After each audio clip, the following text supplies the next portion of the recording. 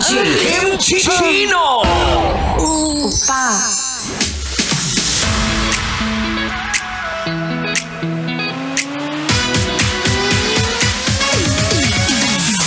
And yes mga mahal, nagbabalik na ang Radio DJ na Worth It Sugalan. What? Ito na po ang Worth It Pakinggan, Worth It Antabayanan at Worth It Tutukan. Aminin nyo ako yan. Nagbabalik na po ang Spicy Opo mo na si DJ Kim Chino para sa ating Usapang Love. It's still Chinitox, usapang pag-ibig mula sa Spicy Opo mo na si DJ Kim Chino. At diba sabi ko kanina mahal, ibibigay ko ang 3 indikasyon na worth it sugalan ang tao. Oh, yan kasi kayo eh. Jowang-jowa kayo, wala na kayong standards. Diba? Jowang-jowa kayo, sugal kayo ng sugal, hindi nyo naman nakikita na talaga nga naman tatagal na jowa yan. Minsan kaya kayo nasasaktan, kaya kayo iniiwan, ay talaga nga namang binabaliwala nyo ang mga standards na yan. Kaya naman tonight, ibibigay ko yan. Meron akong 3 bala dito at hindi ka na masasaktan kasi based from my experience, applicable to. Ito naman, sabi ko kanina, una, worth it sugalan ng taong marunong mag-communicate. Basic na basic yan. Kayang makipag-usap, willing makipag-usap, at syempre, marunong makinig. Diba, kapag may problema, mapag-usapan natin, hindi yung magsa-silent treatment ka dyan.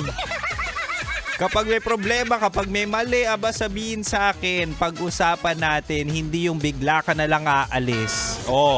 Aminin nyo, ang daming na-ghost dito, ang daming nang iwan sa inyo, hindi naman kayo kinausap kasi nga hindi kayo mahilig sa taong marunong makipag-usap.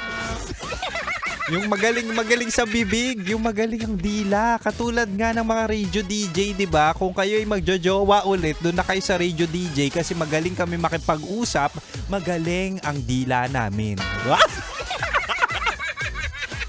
Ay, nako, puro kayo.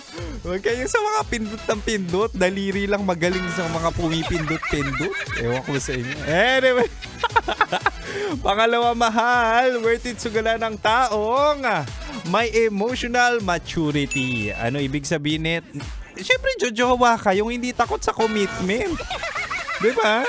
Hindi yung tatakbo sa problema, yung tatakbuhan ka kapag ayaw na sa'yo.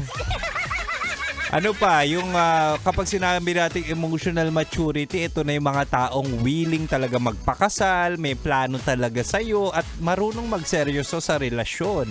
Imaginein mo, maghahanap ka ng jowa sa party-party.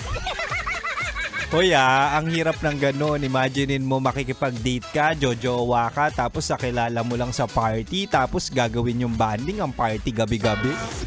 Imposible hindi pa yan nag-e-explore. Kumbaga, matured na or emotional maturity is someone na willing na mag-commit and tapos na sa tikiman o sa exploration stage.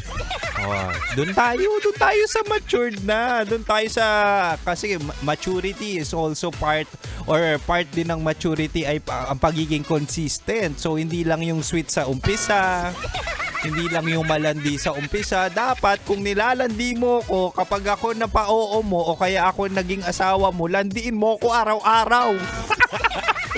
Yung sa akin ka lang lalandi, di ba? Huwag na yung lalandi ka pa sa iba. So might as well grab someone or sumugal sa taong may emotional maturity. Parang si DJ Kim Chino.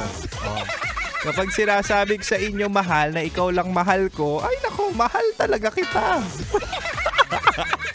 Pero yung mga tawag ko sa inyo na mahal for everyone, huwag kayong mag-alala, marami man kayong mahal ko sa buhay, ay nako, pantay-pantay po ang pagmamahal ko sa inyo. Anyway, mahal, meron pa ako isang bala dito. But gusto ko lang sabihin na kami po ay naka-live sa Love Radio Manila page, Facebook at TikTok para kung gusto nyo makipagkulitan, makipaglandian, makipag-bonding kay DJ Kim Chino, ay dali-dali. Makikita ko ang mga comments nyo. Magkulitan tayo doon. But for now, mahal, balik na muna tayo sa Rakrakan Music. At syempre, dito ka lang sa 90.7 Love Radio. Kailangan pa bang i-memorize yan? Stay safe!